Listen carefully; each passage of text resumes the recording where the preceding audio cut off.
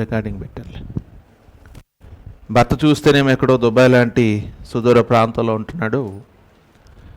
The same time మరి ఆవిడకున్న ఇద్దరు పిల్లలు కూడా ఆవిడతో లేకపోవడాన్ని బట్టి, ఎక్కడో హాస్టల్లో ఉండి చదువుకోవడాన్ని బట్టి ఈవిడి అందరినీ కోల్పోయాను, నాకు అంటూ ఉన్న వాళ్ళు ఇక్కడ ఎవరు లేరు, నాతో పాటు కలిసి లేరు, నేను ఒంటరిగా ఉంటున్నాను అనే ఒక ఫీలింగు, ఒక రకమైన మనోదుఖము, మనోవేదన ఆవిడ జీవితంలోకి వచ్చి ఆ వేదన వేదన వేదన కాస్త డిప్రెషన్లోకి వెళ్ళిపోయి, నా జీవితం ఒంటరి కదని, నేను ఒంటరి దాన్ని, నాది ఒంటరి బ్రతుకు, అందరూ ఉన్నా నేను ఒంటరిగా ఉండాల్సి వస్తుంది అనే అనేకమైన ఆలోచనలు ఆమెలో రోజు రోజుకి పెంచుకొని చనిపోవాలని నిర్ణయించుకుని, నేను వెళ్ళిపోతే నా పిల్లల బ్రతుకులు ఏమైపోతాయో అని వారిని కూడా మోటివేట్ చేసి, మీరున్నా లేకపోయినా నేను ఎలాగైనా చచ్చిపోతాను, నేను లేకపోతే మీరు ఏమైపోతారని పిల్లల్ని కూడా మోటివ్ చేసి కలిసిగట్టుగా ముగ్గురు చనిపోయారు. ఇది ఎంతటి బాధాకరమైన విషయము అని అంటే, ఒక మాటలో చెప్పాలంటే అసలు మనము చనిపోవాలని ఆలోచించటమే మొట్టమొదటి తప్పు.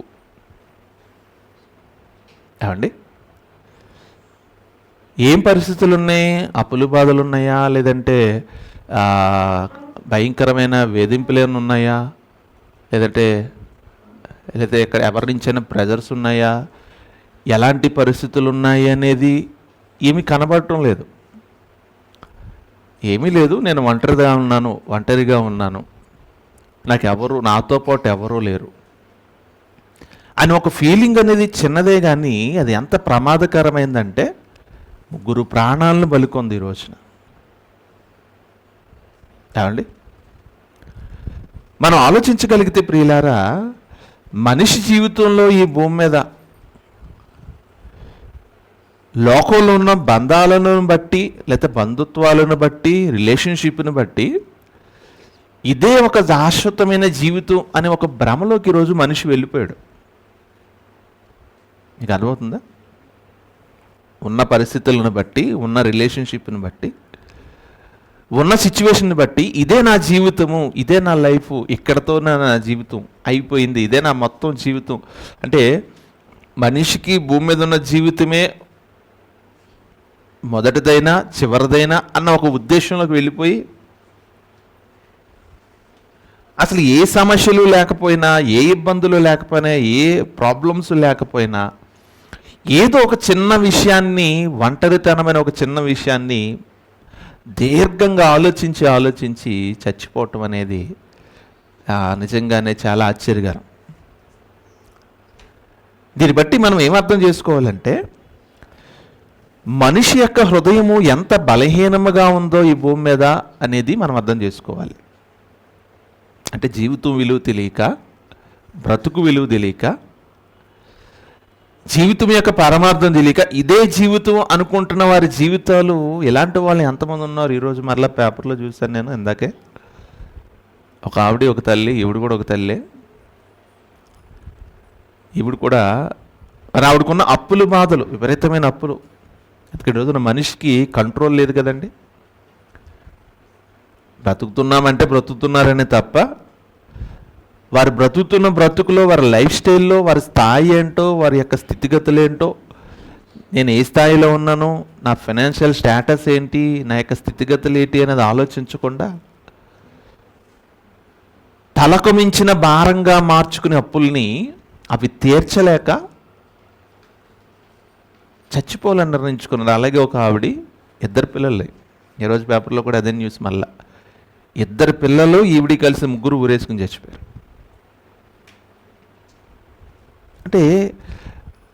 అంటే ఈ యాక్చువల్గా చెప్పాలంటే ఇవి ప్రతి చోట జరుగుతున్నాయి, వెలుగులోకి రావటం లేదు చాలా చోట్ల. మొన్న ఏదో ఒక ఇన్సిడెంట్ జరిగింది కనుక దాన్ని ఆధారం చేసుకుని ఈ రోజున అనేకమైన విషయాలు సమాజంలో మనకి హైలైట్ చేస్తూ చూపిస్తున్నారు తప్ప, ఎక్కడో ఒక చోట మనుషుల మధ్య ఇలాంటి సంఘటనలు జరుగుతూనే ఉన్నాయి. కారణం ఏంటి? మన వ్యక్తిగత జీవితం పట్ల ఒక సరైన అవగాహన లేకపోవటం. మనమేంటో, మన బ్రతుకేంటో, మన జీవితం ఏంటో, మన పరిస్థితులు ఏంటో, అసలు ఎందుకు బ్రతుకుతున్నామో మనం అనే ఒక కనీసపు అవగాహన లేకుండా ఉండే మనుషుల యొక్క స్థితి ఈరోజు ఏం చేస్తుందంటే చచ్చిపోయేటట్టు చేస్తుందండి. పైగా నేను ఒంటరి వాడిని అనే ఫీలింగ్. హైదరాబాద్లో ఆవిడ చేసిన పని అదే, నేను ఒంటరి దాన్ని. మళ్ళీ ఆవిడ ఒక మంచి సాఫ్ట్వేర్ కంపెనీలో జాబ్ చేస్తుంది, అక్కడ ఒక టీమ్ని లీడ్ చేస్తుంది, ఆమెతో పాటు ఆమె తల్లి ఉంటుంది. సుమారు 10 రోజులు అవుతున్నా దాని విషయంలో ఎంత లోతుకి వెళ్ళినా పోలీసుల వాళ్ళు ఏం కనిపించడం లేదు. ఒకటే విషయం, ఆవిడ లోన్లీనెస్ ఫీల్ అవుతుంది ఈ మధ్యకాలంలో అంటున్నారట అందరు. ప్రియమైన దేవుని వర్లారా, ఒక మాటలో చెప్పాలంటే నేను సింపుల్గా చెబుతాను, ఈ భూమి మీద మనం ఒంటరిగా ఉన్న, నిజంగానే బంధువులు, పిల్లలు, తల్లిదండ్రులు, అక్క చెల్లెలు ఎవరు లేకుండా నువ్వు ఒంటరిగా ఉన్నా, ఈ భూమి మీద అలాంటి ఒంటరితనం అనేది మనం అనుకుంటే వచ్చిన తప్ప మనం ఇప్పుడు ఒంటరిం కాదండి. ఎందుకో తెలుసా? అసలు మనల్ని భూమి మీద పంపించిన మన తండ్రి అని ఒక ఆయన ఉన్నాడు. ఒంటరి వాళ్ళు ఎలా అవుతాం? మనకి భూమి మీద ఇంత గొప్ప జీవితాన్ని ఇచ్చి ఇంత గొప్ప బ్రతుకునిచ్చిన దేవుడు అని ఒక ఆయన, మన తండ్రి ఒక ఆయన ఉన్నాడు. ఆయన మనల్ని ఒంటరిగా చేయలేదు, ఆయన నాతో ఉన్నాడు అనే తలంపు ఈ భూమి మీద మనుషులు చాలామందికి లేదండి. చాలామందికి లేదు. తల్లిదండ్రులు అనుకుంటేనో, లేదంటే కుటుంబం అనుకుంటేనో, భార్యాభర్తలు అనుకుంటేనే వచ్చామనుకుంటున్నాం తప్ప మనుషులు అసలు నన్ను దేవుడు పుట్టించాడు, నాకు ఆయన ఒకడు ఉన్నాడు అనే తలంపులు లేవు చాలామందికి. ఏమండి? నిజంగానే మన చుట్టూ ఎవరు లేరు అనుకోండి, నేను ఒంటరిని అని అనుకోవడానికి లేదు. నిన్ను చూస్తూ, మనల్ని కనిపెడుతూ, మన ప్రతి నడక, ప్రతి నడవడికను గమనిస్తున్న మన తండ్రి అనే దేవుడు ఒక ఆయన ఉన్నాడు. ఒంటరిలో వెళ్ళకపోతాం. ఒక్కలు ఉంటే ఒంటరి అనుకోవచ్చు. అసలు ఒక్కలుగా మనల్ని దేవుడు ఎప్పుడు ఉంచలేదు కదా. అసలు మనుషుల జీవితాన్ని దేవుడు ఎలా ఉంచాలనుకున్నాడు, ఎలా ఉండాలనుకున్నాడు తెలిసాడు. మనం ఇక్కడ ఒంటరితనం అనేది మన జీవితంలో ఉండకూడదని దేవుడు మనుషులందరిలో ఇలా ఒంటరి ఫీలింగ్, లోన్లీ ఫీలింగ్. ఈరోజున ఆవిడ చచ్చిపోవడానికి, 2 పిల్లల్ని జీవితాలను కూడా నాశనం చేసి చంపేయడానికి కారణం అదే.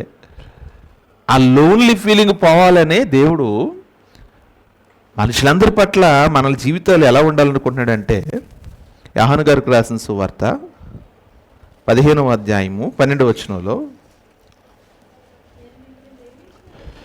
నేను మిమ్మును ప్రేమించిన ప్రకారము మీరును ఒకరికి ఒకరు ప్రేమించుకొనుడి. నేను మిమ్మును ప్రేమించిన ప్రకారము మీరు ఒకరికి ఒకరు ప్రేమించుకోండి. ఎందుకు ఈ మాట చెబుతున్నాడు? ఒకరికి ఒకరు ప్రేమ కలిగి ఉంటే ఒంటరితనం అనేది మనుషుల జీవితాల్లో ఉండదండి. ఇప్పుడు అదే రిలేషన్ అయినా సరే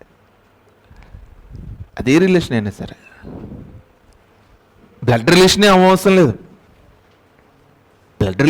లేదు. ఒకరిని ఒకరు ప్రేమించుకునే గుణం మనుషుల్లో ఉంటేనండి, ఒకరినొకరు ప్రేమించుకునే గుణం మనుషుల్లో ఉంటే, నేను ఒంటరి వాడిని, నాకేమీ లేదు, నేను ఎక్కడికి, నాకంటూ ఎవరూ లేరు అనే తలంపులు మనుషుల జీవితాల్లో ఉండవు. ఎవరో ఒకరితో కాంటాక్ట్ అయి ఉంటాం, ఎవరో ఒకరితో కలిసి ఉంటాం, ఎవరో ఒకరితో కమ్యూనికేట్ అయి ఉంటాం, ఎవరో ఒకరితో ఏమంటే మంచి సహవాసాన్ని కలిగి ఉంటాం అందరితోని. అందుకే దేవుడు బైబిల్ అంతా మీరు గమనిస్తేనండి, ఒంటరిగా ఎవరిని చూడలేదు. ఆదాము గారినే ఒంటరిగా వదిలేయలేదు. ఆదాము గారిని కూడా దేవుడు ఒంటరిగా వదిలేయలేదు. ఎందుకు? ఒంటరితనం అనేది చాలా ప్రమాదకరం. అది ఎలాంటి పరిస్థితుల్లోనైనా మనల్ని బలహీనపరిచి మన జీవితాన్ని మనం కాకుండా చేస్తుంది. అందుకే దేవుడు ఆదాము విషయంలో కూడా మాట్లాడుతున్నప్పుడు అదే అంటాడు. అక్కడ కూడా నరుడు ఒంటరిగా ఉండుట మంచిది కాదు. ఒక్కడు ఉంచలేదండి దేవుడు ఎప్పుడు కూడా. ఆదాము దగ్గర నుంచి మొదలుపెట్టి ఈ భూమి మీద మనుషులందరితో ఆయనకుండే ఆలోచన ఏంటంటే మీరు ఒంటరిగా ఉన్నారనే ఫీలింగ్ మీకు ఉండకూడదు. ఆదాము దగ్గర నుంచి మన వరకు ఎవరికైనా మీరు ఒకరికి ఒకరు ప్రేమించుకోండి, ఒకరితో ఒకరు కలిసి ఉండండి, ఒకరితో ఒకరు సహవాసం కలిగి ఉండండి అని చెప్తున్నాడు దేవుడు. కాబట్టి ఈరోజు సంఘముగా ఏర్పడి మనం ఇలా ఉండడానికి కూడా కారణం ఏంటనుకున్నారు? సంఘంలో ఉండడానికి ఒకలో ఇద్దరో 10 మందో 100 మందో 2000 మందో కలిసికట్టుగా ఉంటాం అందరం. కనీసం ఏదో ఒక రోజన్నా వారంలో కలుస్తాం అందరం. మన పక్కన ఎవరో ఉన్నారు, నాతో పాటు ఒక గుంపు ఉంది, ఒక సమూహం ఉందనే ఆలోచన వస్తుంది మనలో. నీకు అర్థమవుతుందా? సహవాసము కూడా దేవుడు పెట్టడానికి కారణం అదేనండి. అందరూ కలుస్తున్నప్పుడు, అందరూ కలిసి జీవిస్తున్నప్పుడు, ఒకరినొకరు ప్రేమించుకుంటున్నప్పుడు, ఒకరి పట్ల ఒకరు ఒక మంచి అభిప్రాయాన్ని వ్యక్తపరుచుకుంటున్నప్పుడు మన జీవితంలో లోన్లీనెస్ అనేది రాదు. ఈ భూమి మీద మనుషులకి లోన్లీనెస్ అనేది రాకుండా ఉండాలంటే దేవుడు నాతో ఉన్నాడనే ఆలోచన ఉండాలి మొట్టమొదటిగా. లేదంటే ఒక మంచి సహవాసములో నిత్యము కలిసి ఉండాలి. సహవాసం లేకపోతే ప్రమాదం మనిషికి. ఏమండి, సడన్గా మన ఇంట్లో ఏదైనా అయ్యింది, వెంటనే మనకు గుర్తొస్తుంది నాకు ఒక సంఘం ఉంది, సంఘంలో 100 మంది ఉన్నారు, లేదా 200 మంది ఉన్నారు, నేను పిలిస్తే నా మాట విని వస్తారు ఇంటికి అనే తలంపు మన జీవితంలోకి వచ్చింది ఈ రోజున. ఒంటరితనం తీసేశాడు దేవుడు మనలో. అందుకే మన సంఘంలో ఎప్పుడు మనం మాట్లాడుకుంటున్నామంటే ఇక్కడ ఎవరెవరు రిలేషన్స్ అయినా, ఎవరెవరు వేరువేరులైనా, ఎక్కడెక్కడ ఊరోళ్ళైనా, రకరకాల కులాలైనా, రకరకాల మతాలకు సంబంధించిన పూర్వకాలంలో ఉన్నా, ఇక్కడికి వస్తే ఆ పదాలు మన దగ్గర ఎప్పుడు వినిపించవు. ఆ పదాలు ఎప్పుడు వినిపించవు. ఒకరికొకరు ప్రేమ కలిగి ఉంటాం, ఒకరికొకరు మంచి ఆప్యాయతను, ఒక మంచి రిలేషన్షిప్ని, బాండింగ్ని కలిగి ఉంటాం. మనలో ఎవరు లేరనే తలంపు మనలో ఉండదు. నిజంగా తెలిసి ఆ తల్లి మహాతల్లి, చచ్చిపోయిన మహాతల్లి, చంపేసిన మహాతల్లి చచ్చికెళ్ళి ఉంటే పాపం ఆ ఫీలింగ్ రాలేకపోదునేమో. దేవుని మాటలు ఉంటే ఆవిడకి ఆ తలంపు రాకపోదునేమో. దేవుని సంఘానికి వెళ్ళుంటే ఆ తలంపు రాకపోదునేమో. దాని అంటారు దాన్ని అనే ఫీలింగ్. దేవుడు అంటున్నాడు మీరు ఒకరిని ఒకడు ప్రేమించుకోండి, ఒకరికి ఒకరు ఎప్పుడు తోడుగా ఉండాలండి. గలతీయులకు రాసిన పత్రిక 6వ అధ్యాయము 2వ వచనంలో, గలతీయులకు రాసిన పత్రిక 6వ అధ్యాయం 2వ వచనంలో, ఒకరి భారం ఒకడు భరించుకునండి, ఇలాగూ క్రీస్తు నియమమును పూర్తిగా నెరవేర్చుడి. ఒకరి భారమును ఒకరు భరించుడి, ఒకరి భారమును ఒకడు భరించుడి. పక్కనోడు ఏమైతే నాకెందుకు, వాళ్ళు ఎలాగుంటే నాకెందుకు, వాళ్ళు ఏ పరిస్థితుల్లో నాకెందుకు అనుకున్నావంటే నువ్వు అంటాడువి. నిజమైన ఒంటరితనం ఎప్పుడో తెలుసండి, అన్నీ ఉన్నా ఏమీ లేనట్టు ఉంటారు చూసారా. అన్నీ ఉంటాయి, సంఘం ఉంటుంది, కుటుంబం ఉంటుంది, బంధువులు ఉంటారు, స్నేహితులు ఉంటారు, కొలీగ్స్ ఉంటారు, అన్నీ ఉన్నా వీడు ఒంటరిగానే ఆలోచిస్తాడు. ఇప్పుడు ఎవరితో కలవడం, ఎవరితో కలిసి ఉండడం, ఎవరితో కలిసి వాళ్ళతో సహవాసం చేయడానికి ఇష్టపడ్డావు, అది ఒంటరితనం. మీరు ఒకరి భారమును ఒకడు కలిసి ఉండి, ఒకరి భారమును ఒకడు భరించుడి, ఇలాగూ క్రీస్తు నియమమును పూర్తిగా నెరవేర్చుడు. దేవుని నియమం అట, క్రీస్తు నియమం అనట అది. అంటే మనలో ఎవరికైనా కష్టాలు ఉన్నాయనుకోండి, సమస్యలు ఉన్నాయనుకోండి, అయ్యో పాపం మనం ప్రార్థన చేస్తాం. ఫస్ట్ ప్రయారిటీ అదే. మనం ఫస్ట్గా చేయగలిగింది అదే ప్రార్థన. దేవా పలానా వాళ్ళకి సమస్య ఉంది, పలానా వాళ్ళకి ప్రాబ్లం ఉంది, పలానా వాళ్ళకి ఇలాంటి ఇబ్బంది ఉంది, ప్రార్థన చేసా. అది ఫస్ట్ మెట్టు. సెకండ్ మెట్టు ఏంటో తెలుసా? నువ్వు చేయగలిగితే, నువ్వు ఏదైనా చెయ్యాలనే తలంపు నీకు వచ్చినప్పుడు అవసరమైతే నువ్వు సహాయం చేసే స్థితిలో ఉండాలి. భారమును భరించుకోవడం అంటే అర్థం ఏంటనుకున్నారు? ఎవరో ఒకరు సమస్యలు ఉండిపోతే అయ్యో అనుకో, నీకు అర్థమైంది, ప్రార్థన చేసావు దేవుడికి, దేవుడు చూసుకుంటాడు, అయిపోయింది. నువ్వు ఏదైనా చేయగలవా? ఆ సమస్యకు నువ్వేమైనా పరిష్కారం చూపించగలవా? నువ్వు ఎంతవరకు సహాయపడగలవు? ఎంతవరకు వాళ్ళతో కలిసి నువ్వు వాళ్ళ సమస్యలో ఇన్వాల్వ్ అయ్యి వాళ్ళని కొంచెం సమస్యను తగ్గించగలవు, లేదంటే సమస్యను పూర్తిగా తీసేయగలవు? నీకు అర్థమవుతుందా? ప్రార్థన చేస్తాం, ప్రార్థన అందరం చేస్తాం, ఎందుకంటే ఫ్రీయే కదా. ప్రార్థన చేయడానికి డబ్బులు పెట్టాలా? ప్రార్థన చేయడానికి డబ్బులు పెట్టామనుకోండి, క్యాష్ ఎవరు చేయరు, మన కోసమే చేసుకుంటాం మనం. ప్రార్థన ఫ్రీ కనుక ఈజీగా చేస్తాం, మంచిదే. ప్రార్థన ఫ్రీ అంటే మామూలు డబ్బుల లెక్కలు చెప్పాను కానీ చాలా విలువైంది, అది కోట్ల కన్నా విలువైంది. దేవుని చేసే విజ్ఞాపన చాలా బలమైంది, సంఘము చేసే ప్రార్థన చాలా విలువైంది, సంగమగా చేసే ప్రార్థన చాలా విలువైంది, దానికి చాలా బలం కూడా ఉంది. మనకు తెలుసు, పేతురు చెరసాలలో ఉంటున్నప్పుడు సంఘమంతా కలిసి ప్రార్థన చేస్తే చెరసాల సంఖ్యలు తెగిపడ్డాయి, చెరసాల పునాదులు కదిలాయి.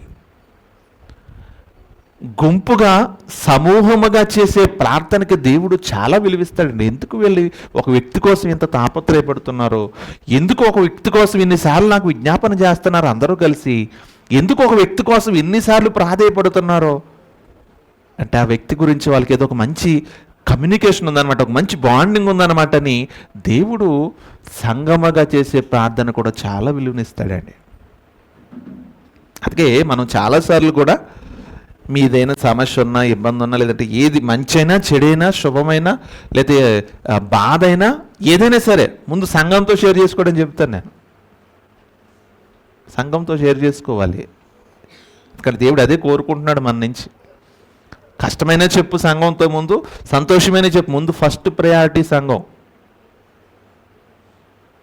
వీళ్ళతో ఎంత బాండింగ్ని మనం, ఎంత కలిసికట్టుతనాన్ని మనం కలిసి ఉన్నామనేది దేవుడు చూస్తాడు. కాబట్టి చెప్పిన తర్వాత మనం వారి గురించి ఆలోచన కలిగి ఉండాలి. అందుకే ఒకని భారమునొకడు భరించుకోండి. దశలోనికలకు రాసిన మొదటి పత్రిక 4వ అధ్యాయము 18వ వచనంలో, దశలోనికలకు రాసిన మొదటి పత్రిక 4వ అధ్యాయం 18వ వచనంలో, కాబట్టి మీరు ఈ మాటల చేత ఒకనిని ఒకడు ఆదరించుకునడి. బాధ ఉంది, ఇబ్బంది ఉంది, లేకపోతే శోధన ఉంది, కుటుంబంలో సమస్య ఉంది, వాళ్ళ ఇంట్లో ఏదో సాడ్ థింగ్ జరిగింది, మీరు ఆదరించుకోండి, ఒకరినొకరు పరామర్శించుకోండి ఒకరినొకరు. ఎవరింట్లో ఏదైనా సమస్య వచ్చిందనుకో, నాకెందుకు లేని అనుకోకూడదు. ఎవరికైనా ఇబ్బంది ఉందనుకో, ఆ ఇబ్బంది నీకు తెలుసు, నాకెందుకు లేని అనుకోకు. ఎవరికి ఏదో ప్రాబ్లం ఉంది నీకు తెలిసింది, నాకెందుకులే అని అనుకోకు. నువ్వు చేయగలిగిన సాయం చేయలేకపోయినా అట్లీస్ట్ వెళ్ళి ఆదరణ, ఒకరిని ఒకరు ఆదరించుకోండి. దేవుడు సంఘముతో చెబుతున్న మాటలండి ఇవన్నీ. దేవుడు సంఘముతో చెబుతున్న మాటలు అంటే మనతోనే. సంఘంలో మన ప్రవర్తన, మన విధానాలు, మన ఆలోచన విధానం ఎలా ఉండాలి అనేది దేవుడు చెబుతున్నాడు. ఒకరినొకరు ఆదరించుకోవాలి. ఎందుకంటే చాలామంది ఉండొచ్చు మనకు తెలిసిన వాళ్ళు, ఏమండి ఒక్కొక్కరికి ఒక్కొక్క బ్యాక్గ్రౌండ్ అండి, ఒక్కొక్కరికి ఒక్కొక్క పరిస్థితులు అండి. కొంతమంది పెద్ద కుటుంబం ఉంటుంది, కొంతమందికి ఎవరు ఉండరు. కానీ కుటుంబం లేకపోవచ్చు, ఆప్తులు ఆప్యాయం కలిగిన వారు చాలామంది ఉంటారు. కొంతమందికి కుటుంబం చిన్నదై ఉండొచ్చు, కానీ బలగం పెద్దగా ఉంటుంది, వెనకాల సైన్యం పెద్దగా ఉంటుంది. కొంతమంది చాలా పెద్ద కుటుంబం, పిలిస్తే ఎవడో రాడో. కొంతమందికి ఎవడో ఉండడో, పిలిస్తే 100 మంది వస్తారు. అది ఎలా క్రియేట్ అవుద్దంటే, ఇదిగో నువ్వు ఆలోచించే ఆలోచన, ప్రతివాడు నావాడు, ప్రతి మనిషి నావాడు, మనందరం ఒకటి, మనందరం మనుషులు, మనందరం దేవుని పిల్లలు, మనందరూ ఒక ప్రేమ కలిగిన వారుగా ఉండాలి అనే తలంపు, అందరితో ఒక అటాచ్మెంట్ ఎప్పుడైతే మనకు ఏర్పడుతుందో, నువ్వు పిల్లగానే పరిగెట్టుకుంటూ వస్తారు, నీ గురించి ఆలోచిస్తారు, నీ గురించి ప్రతి విషయంలో నీ గురించి తలంపు కలిగి ఉంటారు. దేవుని సంఘముగా మన జీవితంలో దేవుడు అదే చెప్తున్నాడు, ఒకరినొకరు ఆదరించుకోండి. కొలసీలకు రాసిన పత్రిక 3వ అధ్యాయం 16వ వచనంలో, కొలసీలకు రాసిన పత్రిక 3వ అధ్యాయం 16వ వచనంలో, సంగీతములతోనూ కీర్తనలతోనూ ఆత్మ సంబంధమైన పద్యములతోనూ ఒకనికి ఒకడు బోధించుచు, బుద్ధి చెప్పుచు, కృపాసహితముగా మీ హృదయములలో దేవుని గూర్చి గానము చేయొచ్చు సమస్త విధములైన జ్ఞానముతో క్రీస్తు వాక్యమును మీలో సమృద్ధిగా నివసింపనీయుడి. ఒకరికొకడు వాక్యం చెప్పి బోధించుకోవాలి, ఒకరికొకడు గద్దించుకోవాలి, ఒకరికొకడు వాక్యం ద్వారా సరి చేసుకోవాలి. చూసారా? అంటే దేవుడు ఒకరినొకరు అటాచ్ చేస్తున్నాడు. భార్యాభర్తలనే కాదు, ఆదామవ్వలనే కాదు, మనుషులందరినీ ఒకరినొకరు కలుపుతున్నాడు. ఇక్కడ సంఘమంతటిని ఒకరినొకరు కలిసి ఉండమంటున్నాడు. నువ్వు పాట పాడితే నీ పాట ద్వారా ఒకరికి బుద్ధి కలగాలి, నువ్వు వాక్యం చెప్తే నీ వాక్యం ద్వారా ఒకరికి బుద్ధి కలగాలి. అలా ఒకరికొకరు బోధించుకోండి, ఒకరికొకరు పాటల ద్వారా మహింపరచుకోండి, మీకు మీరు బుద్ధి చెప్పుకోండి అంటున్నాడు దేవుడు. ఏమండి? మనం పాడే పాటలు కూడా అర్థవంతంగా ఉండాలి. అందుకే ఆ పాట ద్వారా ఏమో మన హృదయం మారచ్చు కొన్నిసార్లు. ఆ పాటలో ఉన్న పదాలను బట్టి ఏమండి మన దేవుని మాటలు మన హృదయానికి చేరొచ్చు కొన్నిసార్లు. మధ్యన పాటల స్టైల్ అంతా మారిపోయింది కదండి. అన్ని స్పీడు, మంచి ఊపున్న సాంగ్సే. ఎందుకంటే డ్యాన్స్ వేయడానికి డీజే సాంగ్స్. అవి సినిమా పాటలు, క్రిస్టియన్ పాటలు తెలియలేని దారుణంగా దయ. నేను పిల్లలు కూడా అట్లకి అలవుతున్నారు. ఆ పిల్లలు ఈ మధ్యన మామూలు పాటలు పెడితే మామూలుగా అంటలేదు, స్పీడ్ సాంగ్స్ కావాలంట. ఇందాక అలా పాట పెట్టడం లేదో నిహాల్ గడు, నమిత్ గడు డ్యాన్స్లు వేసేస్తున్నారు ఏకంగా. నమిత్ గడా ఆడు చూసాడు. అంటే వీళ్ళకి ఏంటంటే ఇది దేనికి పనిచేస్తుందంటే ఏదో మనం ఏదో ఒక యాక్టివ్గా ఉంచడానికి, మనల్ని ఏదో ఎక్సర్సైజ్ చేయించడానికి, మనం ఏదో ఉల్లాసంగా ఒక డ్యాన్స్లు వేయడానికి. పాటలు అనేవి దేవుడు యాక్చువల్గా దేనికి పాడుకోమన్నాడంటే మీకు మీరు బుద్ధి చెప్పుకోవడానికి పాడండి, రెండోది నన్ను స్తుతించడానికి పాడండి. మనం పాడే పాటలు రెండు రకాలుగా ఉండాలి. ఒకటి దేవుని స్తుతించడానికి అయ్యి ఉండాలి, మహిమపరచడానికి అయ్యి ఉండాలి.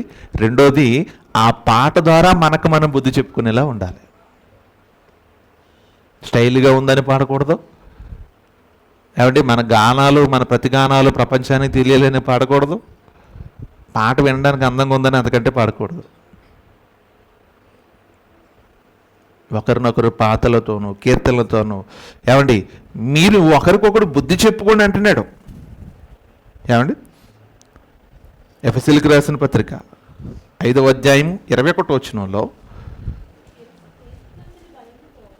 క్రీస్తునందలి భయముతో ఒకడికి ఒకడు నేను గొప్ప. ఎవరు గొప్ప?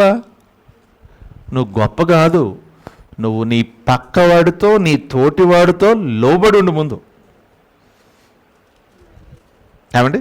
కొంతమంది ఆకాశం మీద నుంచి నిలబడి మాట్లాడుతుంటారండి. ఆకాశం మీద నుంచి నిలబడి మనుషులంటే ఏమాత్రం విలువ ఉండదు. పక్కన ఉన్న మనిషి అంటే ఏమాత్రం దాని మీద కనీసం విలువ లేకుండా చూసేవారు ఉంటారు కొంతమంది. వీళ్ళు ఎందుకు పనికిరారులే అన్నట్టుగా చూసేవారు ఉంటారు కొంతమంది. వీళ్ళ చీప్ అని చూసేవాళ్ళు కొంతమంది ఉంటారు. చీప్గా వీళ్ళ చీప్ పర్సన్స్ అన్నట్టు ఉంటారు, చూస్తారు కొంతమంది. అది కాదు. ఒకరినొకరు ఏం చేయాలట? లోబడి ఉండడి. నేను పెద్దోడిని కదా, చిన్నోడు చెప్తే నేను ఎందుకు వినాలి. నువ్వు పెద్దోడువైనా, అనుభవజ్ఞుడివైనా, మెసాలు పడినోడువైనా, నువ్వు ఎలాంటోడువైనా, నీకంటే చిన్నోడు చెప్తే, నీకంటే వయసులో తక్కువ ఉన్నోడు చెప్తే నోరు మూసుకుని వినాలి. అది లోబడటం అంటే. నాకు అన్నీ తెలుసనే వెర్రవీగిపోతాను ఉండకూడదు. అన్నీ తెలుసు, నాకు ప్రపంచమంతా తెలుసు, నాకు అనుభవం చాలా ఎక్కువ. ఏం తెలుసు నీకు అనుభవం? నీకంటే చిన్నోడికి చాలా విషయాలు తెలిసేమో. విను ఒకసారి ముందు. చిన్నోడైనా ఎందుకు చెప్తున్నాడు అని ఆలోచించు. ఇది దేవుడు సంఘానికి మనకు నేర్పిస్తున్న మార్గం. లోబడాలి. ఒకరికొకడు లోబడుకుంటూ వెళితేనండి సమస్యలే ఉండవండి. ఎక్కడ సమస్య వస్తుందంటే నీకు తెలిసిలే అంతా అని ఒక మాటలో తీసి పడేస్తాం కదా, అక్కడ వస్తుంది సమస్య. నువ్వు చేసావులే అని పక్కన పడేస్తాం కదా, అక్కడ వస్తుంది సమస్య. నీకేమన్నా తెలుసులే అని తీసి పడేస్తాం కదా, అక్కడికి వస్తుంది సమస్య. అది కాదు. మనకంటే చిన్నోళ్ళైనా, మనకంటే అనుభవంలో తక్కువ వాళ్ళైనా, ఒక మంచి విషయాన్ని చెప్పినా, ఒక మంచి పనిని చేసినా, ఒక మంచి విషయాన్ని ప్రస్తావించినా ఆ మాటకు నువ్వు విధేయులు అవ్వాలి. ఒబే కలిగి ఉండాలంటున్నాడు దేవుడు. ఒకని పట్ల కూడా ఇలాంటి స్థితి కలిగి ఉండాలంటున్నాడు దేవుడు. పేతురు గారికి రాసిన మొదటి పత్రిక 4వ అధ్యాయము 10వ వచనంలో,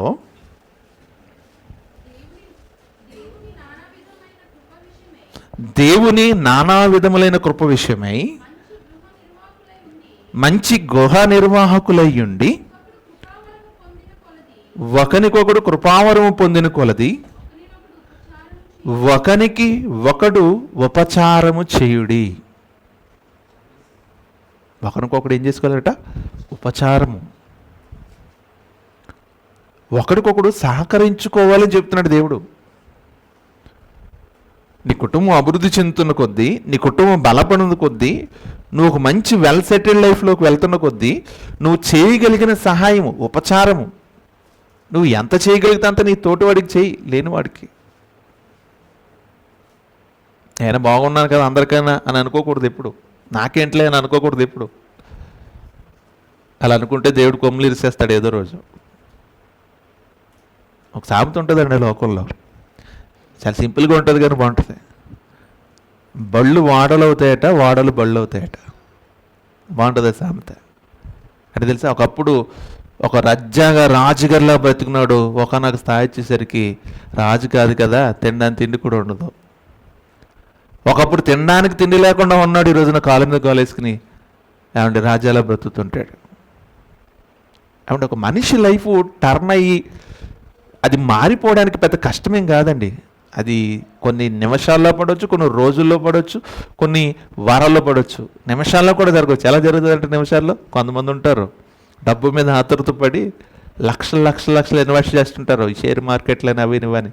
ఒక్కసారి టర్నింగ్ తిరిగింది అనుకోండి, ఒకే ఒక నిమిషం, జీవితం అంతా ఏమవుతుంది?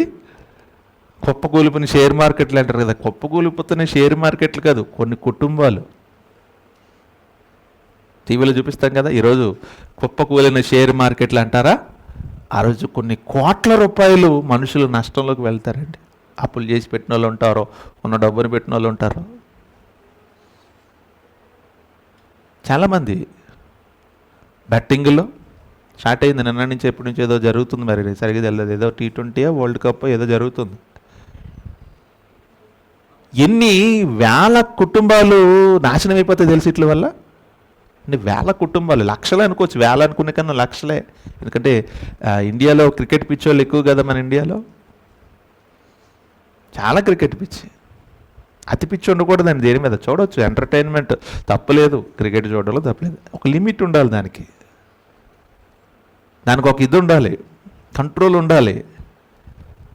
ఆ కంట్రోల్ తప్పమనుకో ఆ పిచ్చి ఈ రోజున కొన్ని లక్షల కుటుంబాలు రోడ్డును పడేసింది. ఎంతమంది ఆత్మహత్యలు చేసుకుంటున్నారు ఈ రోజున. క్రికెట్లు ఒక సీజన్ వెళ్ళిందంటే ధనవంతులకేమో డబ్బు చేకూరుతుంది, పేదోళ్ళు లేదా ఈ కింద ఉన్న వాళ్ళందరూ కూడా చచ్చిపోతున్నారు చాలామంది. ఎందుకు? ఆడేదో పెడతాడో, ఇదేదో బెట్టింగ్ అంటాడో, ఏదో అంటాడో, ఒకసారి వస్తే రెండుసారి పోతాయి. ఇదొక అఫీషియల్ జోదం. గవర్నమెంట్ కూడా వీటి విషయంలో కొన్ని స్టేట్స్ అయితే బ్యాన్ చేసే, కొన్ని వెబ్సైట్స్ కానీ కొన్ని ఇది కానీ కొన్ని స్టేట్లు అఫీషియల్గా పెద్ద పెద్ద స్టార్ని పెట్టి పబ్లిసిటీ చేస్తున్నాయి కుటుంబాలను పోల్చడానికి. ఆలోచించాలి ప్రియుల. దేవుడు మన జీవితాలు మారిపోవడానికి ఒక క్షణం చాలు, ఒక నిమిషం చాలు. అందుకే ఒకరికొకడు ఉపచారం చేసుకునేలాగా ఉండాలి, ఒకరికొకరు ఉపచారం చేసుకునేలాగా ఉండాలి. యాకోబు గారికి రాసిన పత్రిక 5వ అధ్యాయం 16వ వచనంలో, యాకోబు గారికి రాసిన పత్రిక 5వ అధ్యాయం 16వ వచనంలో,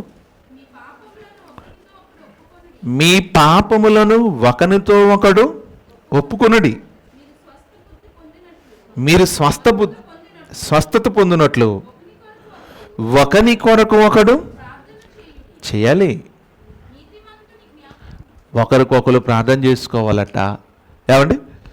ఒకరికొకరు పాపాలను ఒప్పుకోవాలట. నీతిమంతుని విజ్ఞాపన మనఃపూర్వకమైనదై బహుబలము గలదై ఉండను. పాపాన్ని ఒప్పుకోవడం అంటే ఏంటో తెలుసండి? మనం చేసే అతిక్రమాలు, మనం చేసిన తప్పులు దేవుని దగ్గర ఒప్పుకోవడమే కాదు, మనుషుల దగ్గర కూడా ఒప్పుకోవాలి. అదే చెప్తున్నాడు దేవుడు. నువ్వు మనిషి దగ్గర ఒప్పుకున్నావు అనుకో, నీ లోపల అంతవరకు నీ ఈ నల్లటి హృదయం లోపల ఉండిపోయిన కుళ్ళు, కుతంత్రం, ఆ చెడ్డ అంతా కూడా ఇంకొక మనిషితో ఎప్పుడైతే షేర్ చేస్తే మొత్తం క్లియర్ అయిపోతుంది, మనశాంతిగా ఉంటుంది. కొంతమంది చూడండి, ఏదైనా విషయం తెలియగానే ఎవరో ఒకరు చెప్పిపోతే మనశాంతి ఉండదు. టక్కని చెప్పేస్తారు, అయితే చెప్పను, నేను ఎవరితో చెప్పను అంటారు, అయితే మొదటి చెప్పేస్తుంటారు. ఓపెన్ హార్ట్ మైండ్ అంటారు వాళ్ళని. కొంతమంది బాగుతుంటారు కదా, వాళ్ళు చాలా మంచి వాళ్ళండి, ఏమి మాట్లాడరు కదా, చాలా డేంజర్ వాళ్ళు. వాగుతున్నాడు ఏదో ఒక మాటలు బయటకు వచ్చేస్తుంది నిజం, ఏమి మాట్లాడినాడు దగ్గర నిజాలు రావు. లోపల లోపల లోపల లోపల లోపల లోపల అది ఒక కొండలా పెరిగిపోతుంటాయి. అవి నువ్వు చేసిన తప్పులు కావచ్చు, నీకు తెలిసిన తప్పులు కావచ్చు. దేవుడు అంటున్నాడు, ఒకరితో ఒకడు మీ పాపాలను ఒప్పుకోండి అంటున్నాడు.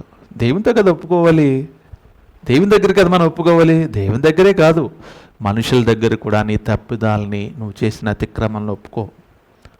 నీ మనసు బాగుంటుంది, నీ మనసు ప్రశాంతంగా ఉంటుంది. ఆ చచ్చిపోయిన మహాతల్లికి మరి ఏ స్నేహితులు లేరో, ఆ చచ్చిపోయిన మహాతల్లికి ఎవరో సరైన వాళ్ళు లేరో పాపం, షేర్ చేసుకోవద్దా? నేను ఒంటరిగా ఉంటున్నాను, లేదా కుటుంబం దూరంగా ఉన్నాను, పెద్ద సమస్య అండి అది. ఉద్యోగం అనేసి భర్త ఇంటికి వచ్చామంటే అయిపోయాయి. పిల్లల్ని హాస్టల్లో తీసుకొచ్చి ఇంట్లో పడితే, దగ్గర ఏదో పక్కన ఉన్న వాళ్ళు స్కూల్లో పడితే, కాలేజీలో పడితే అయిపోయాయి. సింపుల్ థింగ్, అది పరిష్కారం లేని సమస్య కాదు కదా. అప్పులు ఉన్నాయి, నీతో పాటు ఇద్దరు చిన్నపిల్లల్ని 7వ తరగతి 5వ తరగతి పిల్లల్ని ఊరేసి చంపేశావు, నీదేం పోయింది? కష్టపడు. అప్పులు పెరిగాయా? అవి తగ్గడానికి మార్గాలు ఎత్తుకో, పని చేయి, ఉద్యోగం చేయి, రకరకాల మార్గాలు ఉన్నాయి బ్రతకడానికి. తీర్చగలిగింది తీర్చుకో. సమస్యలకు పరిష్కారం లేనిదంటే ఈ భూమి మీద ఏది లేదండి. ప్రతి సమస్యకి పరిష్కారం ఉంది. పరిష్కారం లేని సమస్య ఉంది అనుకుని చచ్చిపోతున్నాండి. మా పిల్లకి ఏదైనా పట్టించలేదు, బయటకు తీసుకెళ్ళి చాలా డిస్టర్బెన్స్ చేస్తుంది, వాటర్ పట్టించు. జీవితంలో సమస్యకు పరిష్కారం లేని సమస్యలు అంటే ఏమీ లేవండి. అసలు ఎప్పుడు ఎవరు అనుకోకండి అలాగా. నీ మీద, నీ జీవితం కంటే 100 రెట్లు బలమైన సమస్య నీలో ఉన్నా దానికి ఒక పరిష్కారం ఉంది.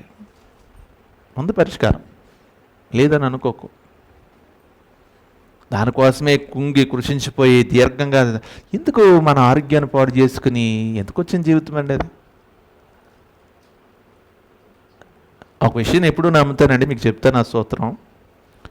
ఈరోజు నా జేబులో ఉన్న రూపాయి నాది, గుర్తుపెట్టుకోండి. ఎప్పుడైనా నీ జేబులో రూపాయి అంటే నువ్వు ఎంత ధనవంతుడి, నువ్వు రూపాయే, నీ ధనవంతుడు రూపాయే. ఇంకొక చోట ఎప్పుడో వస్తుంది, ఏదో జరుగుతుంది, అదంతా ఒక భ్రమ. వస్తేనే నీది. లేని దానికోసం ఆరాటపడి, రాలేని దానికోసం ఆవేశపడి ఉన్న జీవితాన్ని నాశనం చేసుకోమని ఎవడు చెప్పాడు? మనసును బాడు చేసుకోమని ఎవడు చెప్పాడు? జీవితాన్ని ఏమంటే మన ఆలోచనల్ని పాడు చేసుకోమని ఎవడు చెప్పాడు? అందుకే ఎప్పుడు కూడా లైఫ్ని చాలా సింప్లిసిటీగా ప్లాన్ చేసుకోవాలండి. భారీ టార్గెట్లు పెట్టుకోవద్దు, భారీగాను ప్రణాళికలు వేసుకోవద్దు. ఏదేదో ఊహించుకుంటాం, ఈలో ముసలి అయిపోయి చచ్చిపోతాం, ఏ ఉపయోగం? జీవితాన్ని చాలా చాలా చాలా జాగ్రత్తగా తీసుకెళ్ళాలి. ఇప్పుడు పరిస్థితులు బాగాలేదు. ప్రతి కుటుంబంలో ప్రతి మనిషికి ఏదో ఒక రకంగా సమస్య పొంచి ఉంటుంది. ఎలాంటి మానసిక ఒత్తిళ్ళు, మానసిక బలహీనతలు, శరీర రుగ్మతల కన్నా మానసిక రుగ్మతలు ఎక్కువైపోయి ఈ రోజున మనుషులకి. శరీర రుగ్మతలు అయితే కనపడతాయి, మానసిక రుగ్మతలు ఎవరికి కనిపించు. అంతే కదా. డాక్టర్ దగ్గరికి వెళ్ళావు అనుకోండి, నువ్వు ఎన్ని చెప్పినా మందులు ఎత్తాడు శరీరానికి సమస్య, మనో దుఃఖానికి మాత్రం మందు లేదు దానికి. నువ్వు 100 కోట్లు పెట్టిన దానికి మందు దొరకదు. నువ్వే క్రియేట్ చేసుకోవాలి మందు. మెడిసిన్ అనేది మనమే క్రియేట్ చేసుకోవాలి, కూడా ఎవడో క్రియేట్ చేయలేడు దాన్ని. ఈరోజు ఎంతోమంది మనుషులు ఇంత బలహీనమైన హృదయాలు కలిగి మారిపోతున్నారంటే ఒక మంచి గైడ్లైన్స్ చెప్పేవాళ్ళు లేరు, ఒక మంచి ఏమండి సహవాసం లేదు, ఒక మంచి రిలేషన్షిప్ కలిగిన వారు లేరు. ఈరోజు మనం చాలా అదృష్టవంతులు. ఎందుకు తెలుసా? ఇవన్నీ సంఘంగా దేవుడు మనకు చెబుతున్నాడు. ఇవి చెబుతున్న మాటలను ఎవరికి అనుకున్నాడు? మనకే. మీరు గమనిస్తే అన్ని చోట్ల చూడండి ఎన్ని విషయాలుగా దేవుడు మాట్లాడుతున్నాడు అంటే, యాకోబు గారికి రాసిన పత్రిక 4:11 సహోదరులారా, ఒకనికి విరోధముగా ఒకడు మాట్లాడకండి. మన సహోదరునికి విరోధముగా మాట్లాడి తన సహోదరునికి తీర్పు తీర్చువాడు ధర్మశాస్త్రములకు వ్యతిరేకముగా మాట్లాడి ధర్మశాస్త్రములకు తీర్పు తీర్చుచున్నాడు. ఒకనికి ఒకడు విరోధంగా ఎప్పుడు మాట్లాడకూడదు. విరోధంగా అంటే వాడెలాగా, వీడెలాగా, ఈవిడెలాగా, ఆవిడెలాగా ఈవిడెలాగా. ఎంతసేపు మనుషుల యొక్క ఆలోచన ఎలాగ ఉంటుందంటే పక్కోడు ఎలాగ ఉన్నాడు అనేది ఆలోచన. వీడి గురించి వీడు ఆలోచించుకోడు. ఇప్పుడు పక్కోడు ఎలాగొన్నాడు, వాడేం కొన్నాడు, వాళ్ళ లైఫ్ ఎలాగుంది, వాడు ఎన్ని బిల్డింగ్లు కట్టాడు. ఎందుకు నీకు అంత బాధ? నీదేదో నువ్వు చూసుకో ముందు. అంటే వారం లేనితనం, మనుషుల జీవితాల్లో ఓర్చుకోలేనితనం, పక్కనోడు బాగుపడితే లేనితనం, అంటే ఇవన్నీ ఎక్కడి నుంచో రావండి. ఏదో పెద్ద పెద్ద ఇంటర్నేషనల్ షాపింగ్ మాల్స్లోనో లేదంటే ఎక్కడో దొరకవి. ఆటోమేటిక్గా క్రియేట్ అయిపోతాయి మనకి. అసూయ, అక్కసు ఇలాంటివి ఉన్నాయి చూసారా? వారం లేనితనం, ఓర్చుకోలేని గుణాలు, ఇవన్నీ ఆటోమేటిక్గా క్రియేట్ అయిపోతాయి మన హృదయంలో. చాలా డేంజర్ అయ్యి. అందుకే మనం ఒకసారి టెస్ట్ చేసుకోవాలి. ప్రతిసారి ఏం చేసుకోవాలి తెలుసా? నేను ఎవరి గురించి అని చెడుగా మాట్లాడుతుందనా? మాట్లాడకూడదని చెప్పాడు కదా వాక్యం. నేను ఎవరి గురించి అని చెడుగా ఆలోచిస్తున్నానా? ఆలోచించకూడదని చెప్పింది కదా వాక్యం. నాకు తెలియకుండానే ఫ్లోలో ఎవరి గురించి అని చెడ్డగా అబద్ధాలు చెప్పేస్తున్నానా? అంతే కదా. మనం 4 మాటలు ఒకటి అంటే అప్పుడప్పుడు సామెత ఉంటుంది, చూసిరా అంటే పుచ్చిపెట్టేసింది అన్నాడట. అలాగా ఇంత దాన్ని మనం సాగదీస్తాం. చెప్పినప్పుడు ఏం జరుగుతుందంటే, ఒక కన్వర్జేషన్ ఒక మనిషితో ఒక మనిషి మాట్లాడుతున్నప్పుడు చిన్న విషయమే తెలిసింది నీకు, అది కంప్లీట్ చేసేసరికి ఇంకో మనిషి చెప్పినట్టుగా ఎంత అవుతుంది. అది మనుషులకు బలహీనత. అందుకే చెప్పాలనుకున్న విషయం ఏం చెప్తే తెలిస్తే అసలు చెడైతే అసలు మాట్లాడుకన్నాడు దేవుడు. తెలిసిందా? ఊరుకు అలాగంతే. నిన్నెవడు చెప్పమన్నాడు చెడు? ఒక మనిషి గురించి మంచి చెప్పు, బాగుంటుంది. పలానా వ్యక్తి మంచోడని చెప్పు, బాగుంటుంది. పలానా వ్యక్తి ఎలాగా చెప్పమంటుంది. చెడు గురించి అసలు ఎక్కువ అంటే మన జీవితంలో నెగిటివ్ వర్డ్స్ అనేవి లేతే, ఒక మనిషి గురించి నెగిటివ్ ఫీడ్బ్యాక్ అనేది ఎప్పుడూ ఉండకూడదండి. అది లేకపోతే చాలా మంచిది మనకి. అందుకంటున్నాడు, ఒకడి గురించి ఒకడు ఏం చేయాలంటే విరోధంగా మాట్లాడుకో, చెడ్డగా మాట్లాడుకు. మనిషి గురించి చెడ్డగా మాట్లాడుకో, అది మంచిది కాదు నీకు. ఆ చెడుగు మాట్లాడి ఆ మనిషి మీద ద్వేషాన్ని, ఆ మనిషి మీద విద్వేషాన్ని అన్నీ తీసుకొస్తుంది. ఒక మంచిని చూపించు నీ జీవితంలో. మన జీవితంలో ఒక మంచిని చూపించాలి. ఒకరి మీద ఒకటి చెప్పుకోకూడదు. యాకోబు గారు రాసిన పత్రిక 4:11 అయిపోయిందా? 4:11 చదివేశారా? పేతురు గారికి రాసిన మొదటి పత్రిక 4:9 సనుగు కొనకుండా ఒకనికి ఒకడు ఆతిథ్యం చేయడి. సణుక్కోకుండా. ఇదేంటి మళ్ళా? ఆతిథ్యం చేయండి అన్నాడు, బాగున్నాడు. సణుక్కోకుండా చేయడం ఏంటి? సణుక్కోకుండా చేయడం ఏంటండి? మనం ఎవరికైనా ఏదైనా పెడుతున్నప్పుడు అయిష్టంగా, కష్టంగా, భారంగా, బాధగా అసలు చేయకూడదు. దానికని చేయకపోవడం బెటరు. ఎవరికైనా పెడుతున్నప్పుడు ఆతిథ్యం అంటే ఏంటి? ఆతిథ్యం అంటే ఏంటి? ఒక మనిషికి పెట్టే ప్రతీది తినడానికి కావచ్చు, లేదంటే తాగడానికి కావచ్చు, లేదంటే వాళ్ళకి ఆకలి తీర్చడానికి కావచ్చు, లేదంటే వాళ్ళ అవసరం కోసం కావచ్చు, ఆతిథ్యం. ఇదంతా ఆతిథ్యం అంటారు. ఒక మనిషికి నీ ఇంటికి పిలిచావనుకో, నువ్వు ప్రేమతో పెట్టి ఏది పెట్టినా, ప్రేమతో గిన్నె ఒక గ్లాసు నీళ్ళు ఇచ్చిన చాలు. కష్టంగా పెట్టుకో. ఒకరికొకరు ఆతిథ్యం చేసుకోవాలి. ఈరోజున మన సహవాసంలో కూడికలు అవుతున్నప్పుడు లేదంటే ప్రేయర్లు అవుతున్నప్పుడు స్నాక్స్ భోజనాలు ఇవే పెట్టుకుంటాం.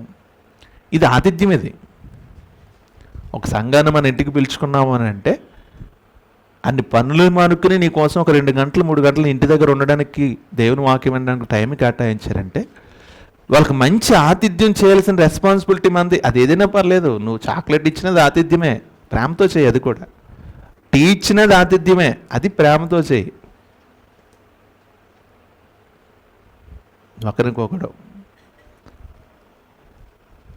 ఒక సమూహంగా, మనం ఒక సంఘంగా ఒకరి మీద ఒకరు ఎలాంటి అభిప్రాయాలు, ఎలాంటి సహవాసాలు కలిగి ఉండాలో దేవుడు ఎంత చక్కగా చెబుతున్నాడండి. రోమీలకు రాసిన పత్రిక 12వ అధ్యాయము 16వ వచనంలో, రోమీలకు రాసిన పత్రిక 12వ అధ్యాయం 16వ వచనంలో, ఏడ్చువానితో ఏడవడి ఒకనితో ఒకడు మనసు కలిసి ఉండడు, హెచ్చు వాటి యందు మనసుంచక తగ్గు వాటి అందే మనసుంచడి. మీకు మీరే బుద్ధిమంతులని అస్సలు అనుకోవద్దు. నాకంతే తోపేవడో లేడని అసలు అనుకోవద్దు.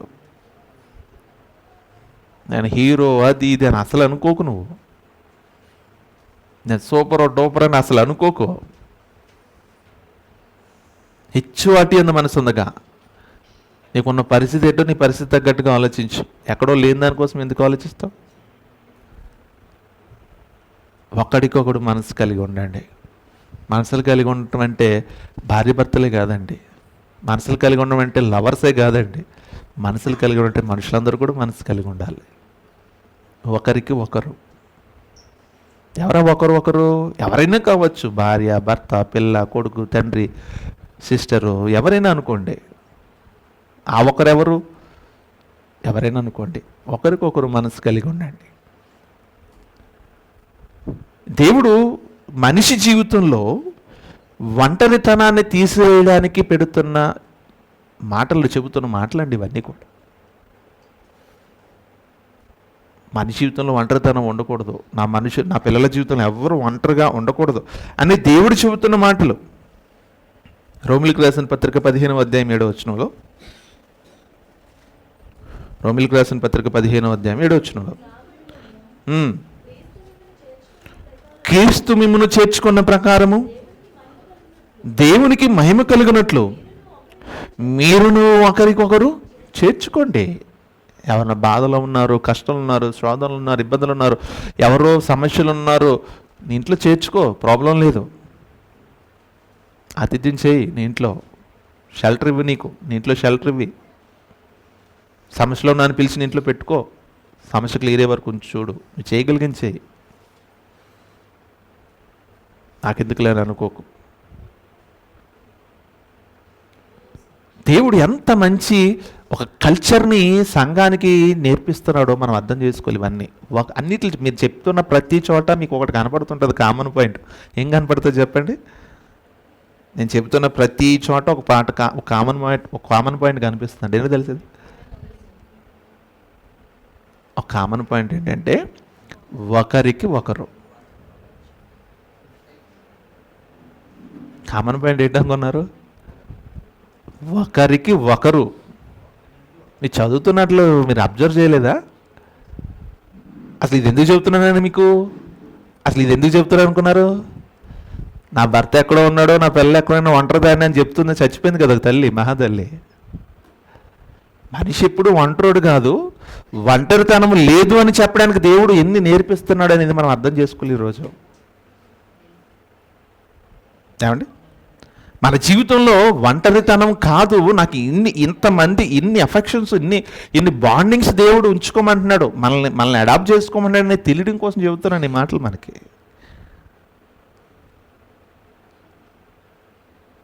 ఎన్ని చెబుతున్నాడు. ఏమండి? యోహాను గారికి రాసిన సువార్త 13వ అధ్యాయం 14వ వచనం. యోహాను గారికి రాసిన సువార్త 13వ అధ్యాయం 14వ వచనం. కాబట్టి యేసుప్రభు గారు అపోస్తలుల పాదాలు కడిగి సాక్షాత్తు లోకాలను కలిగజేసిన మహానుభావుడు, సృష్టికర్త, అసలైన చేయ చేయ చేయవలసిన పని కాదు. కాకపోయినా అపోస్తలులందరిని కూర్చోబెట్టి వాళ్ళ పాదాలు కడిగి ఆయన అంటున్నాడు, కింద అంటున్నాడు, ఏమంటున్నాడు? ప్రభువును బోధకుడునైన నేను మీ పాదములు కడిగిన ఎడల మీరును ఒకని పాదములు ఒకడు కడుగవలెను. అంటే దాన్ని పాదాలు కడగమన్నాడు ప్రభువు అని అంటే తీసుకొచ్చి కాలు కడగడం కదా. కొన్ని సంఘాలు ఉన్నాయండి, ఈ సిస్టమ్ కూడా ఉంది మన క్రిస్టియానిటీలో. కొన్ని సిస్టమ్స్ ఏమున్నాయి అవే ఫాలో అవుతుంటారు. కొన్ని సంఘాలు ఏం జరుగుతుందో తెలుసా? పాస్టర్ గారు గుమ్మం దగ్గరకు వచ్చిన వాళ్ళందరూ కాలు కడిగి చర్చిలోకి పంపిస్తాడట. చర్చి దగ్గర గుమ్మం దగ్గర ఉండి చర్చి గేట్ దగ్గర వచ్చేళ్ళందరూ కాళ్ళు కడిగి చర్చిలోకి ఆహ్వానిస్తాడు. ఎందుకంటే వాక్యంలో ఉంది కదా, ఒకరి పాదాలు ఒకరు కడగండి అని. అసలు ప్రభు దేనికి చేశాడు తెలిసేది? ఒక మనిషి ఏ స్థాయిలో తను తగ్గించుకోవాలో చూపించడానికి చేసిన ప్రక్రియ. ఏ స్థాయిలో? కోర్స్ అందులో శిష్యులందరిలో యేసు ప్రభు కంటే చిన్నవాళ్ళు కూడా ఉండొచ్చు. వయసును బట్టి ప్రభు దేవుడు ప్రేక్షకుడు ఈ పక్కన పెడితే వయసును బట్టి యేసుక్రీస్తు వారి కంటే చిన్నవాళ్ళు కూడా ఉండొచ్చు శిష్యుల జాబితాలో. కానీ తను తగ్గించుకోవడానికి నేను ఏ స్థాయిలో మనిషి మనం తగ్గించుకోవాలని చెప్పడానికి ఒకరి పాదాలు ఒకరు కడగండి, ఒకరికొకరు తగ్గించుకుని ఉండండి. ఏ స్థాయిలో తగ్గించుకోవాలి ప్రభు అంటే, ఇది ఇప్పుడు నేను చేసిన పని అందు చూసారా, మీ పాదాలు కడిగాను, మీరు కూడా అలాగే. మన జీవితంలో ఒకరి పట్ల ఒకరు ఉండవలసిన ఎన్ని విధానాలు దేవుడు చెబుతున్నాడు చూడండి. ఎస్పెషల్లీ సంఘముగా మనకు చెబుతున్నాం ఇవన్నీ మనకు అర్థమైతే. ఏమన్నా ఇంకా చాలా ఉన్నాయి.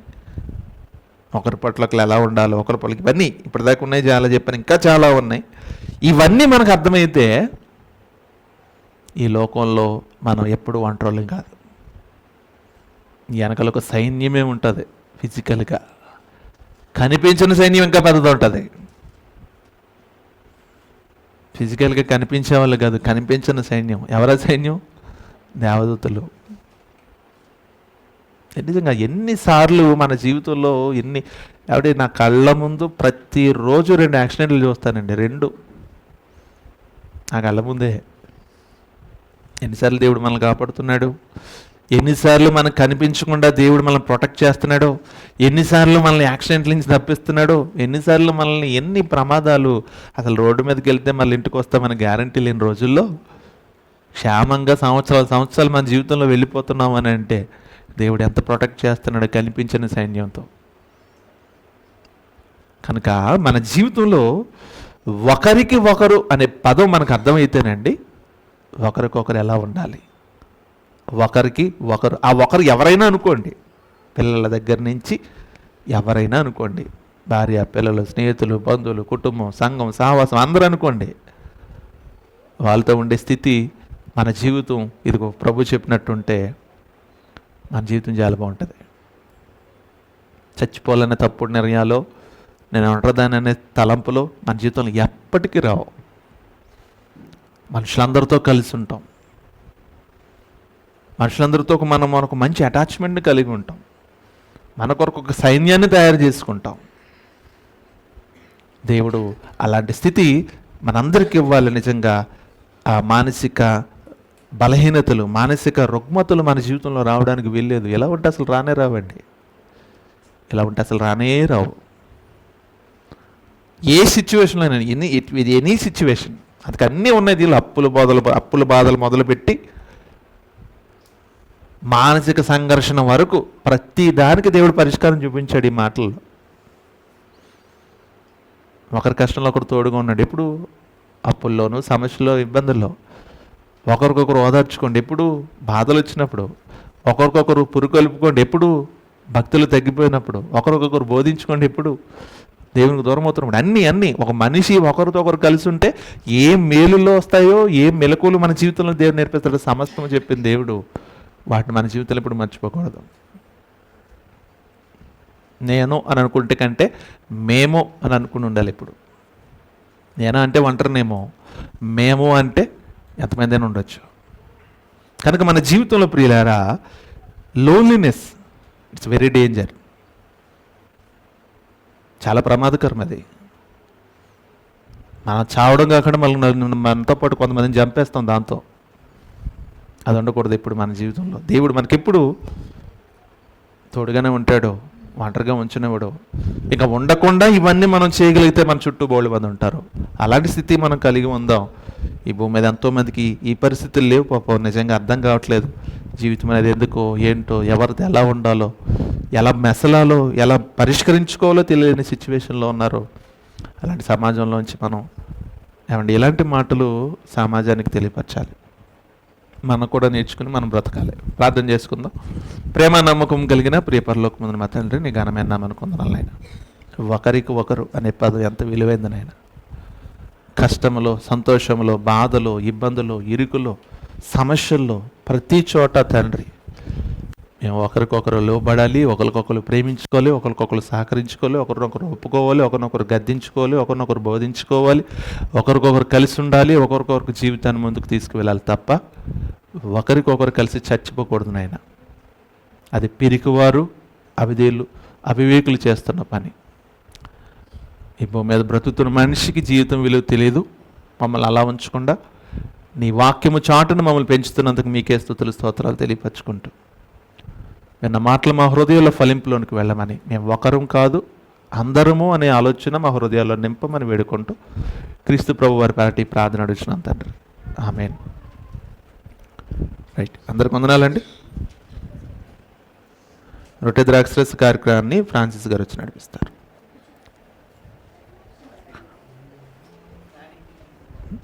చేస్తారా? సాత్విక్ నడిపిస్తాడు.